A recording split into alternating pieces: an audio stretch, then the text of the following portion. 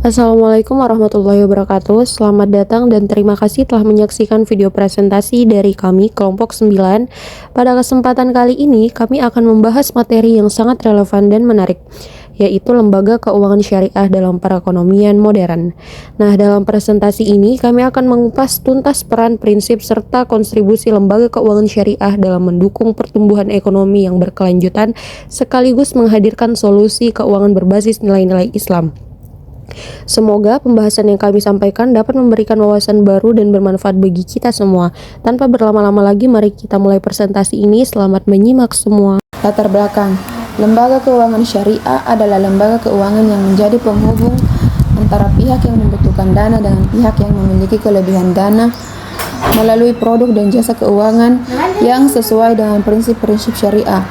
Keberadaan lembaga ini semakin krusial dalam perekonomian global, terutama di negara-negara dengan populasi muslim yang besar. Lembaga keuangan syariah mempunyai kedudukan yang sangat penting sebagai lembaga ekonomi yang berbasis syariah di tengah proses pembangunan nasional. Definisi lembaga keuangan. Lembaga keuangan syariah adalah lembaga yang beroperasi berdasarkan prinsip-prinsip syariah Islam yang melarang praktik riba atau bunga, gahar atau ketidakpastian, dan maisir atau perjudian. Lembaga ini mencakup baik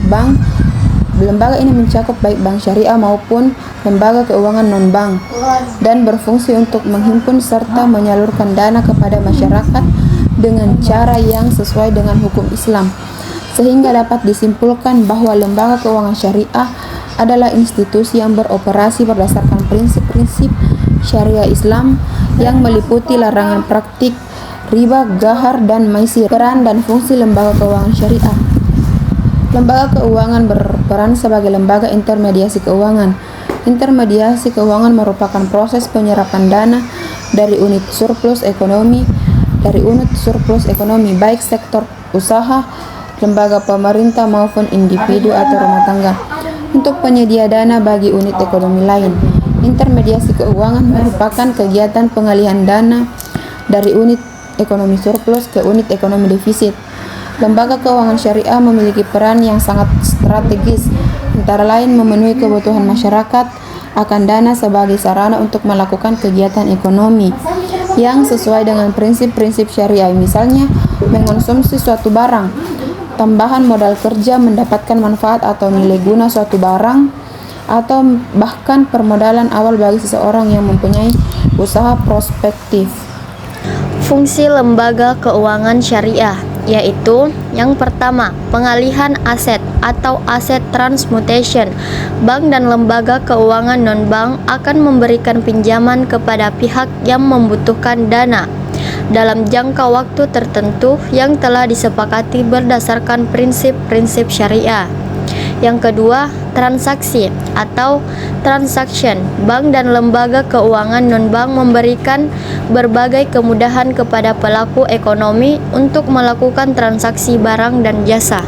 Prinsip operasional lembaga keuangan syariah yaitu dibagi menjadi dua. Yang pertama, kebebasan berinteraksi yang didasari prinsip suka sama suka dan tidak ada yang boleh terzalimi ketika akad transaksi telah disepakati.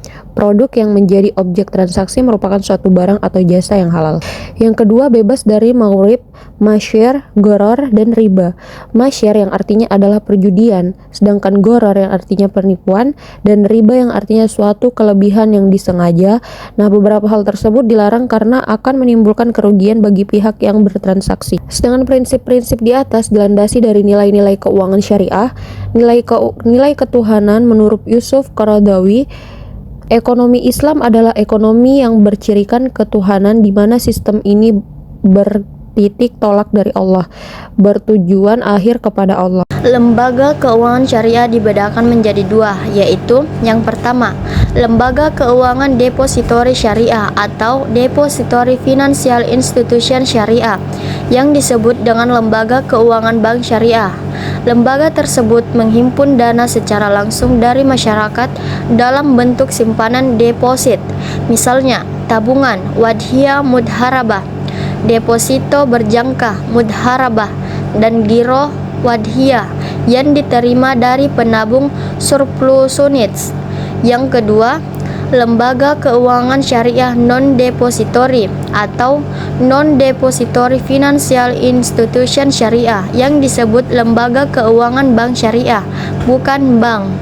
Nah, tantangan dalam perekonomian modern yaitu produk yang sesuai untuk pasar, artinya lembaga keuangan syariah harus mampu menyediakan produk-produk yang sesuai dengan kebutuhan pasar. Yang kedua, tingkat kesehatan perusahaan. Lembaga keuangan syariah harus benar-benar memiliki perusahaan yang sehat, modal cukup, hutang proporsional, dan kinerja lancar.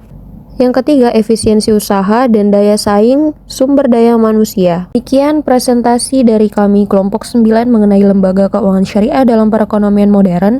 Kami berharap penjelasan yang telah disampaikan dapat memberikan pemahaman yang jelas dan bermanfaat bagi semua. Selanjutnya kami membuka sesi tanya jawab. Silahkan bagi yang ingin bertanya atau memberikan tanggapan untuk menyampaikan pendapatnya nanti di next pertemuan. Terima kasih telah menyimak video kelompok kami. Wassalamualaikum warahmatullahi wabarakatuh.